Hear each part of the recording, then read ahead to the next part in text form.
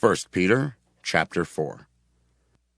Since therefore Christ suffered in the flesh, arm yourselves also with the same intention, for whoever has suffered in the flesh has finished with sin, so as to live for the rest of your earthly life no longer by human desires, but by the will of God.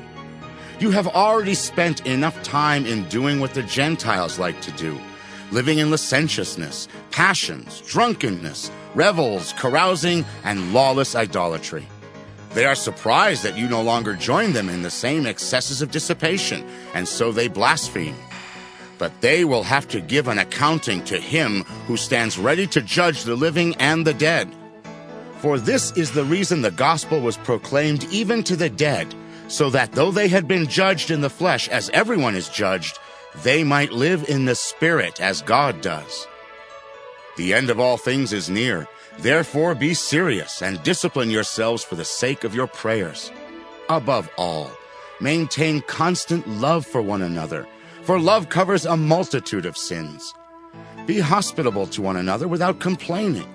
Like good stewards of the manifold grace of God, serve one another with whatever gift each of you has received. Whoever speaks must do so as one speaking the very words of God.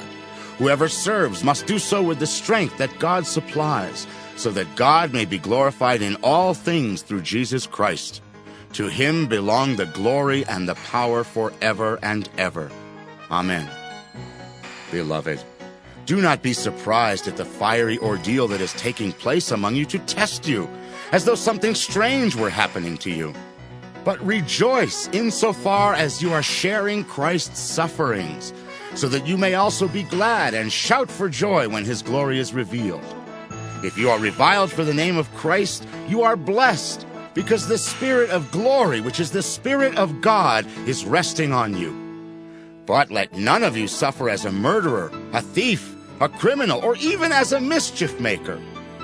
Yet if any of you suffers as a Christian, do not consider it a disgrace, but glorify God because you bear this name. For the time has come for judgment to begin with the household of God. If it begins with us, what will be the end for those who do not obey the gospel of God? And if it is hard for the righteous to be saved, what will become of the ungodly and the sinners? Therefore, let those suffering in accordance with God's will entrust themselves to a faithful Creator while continuing to do good.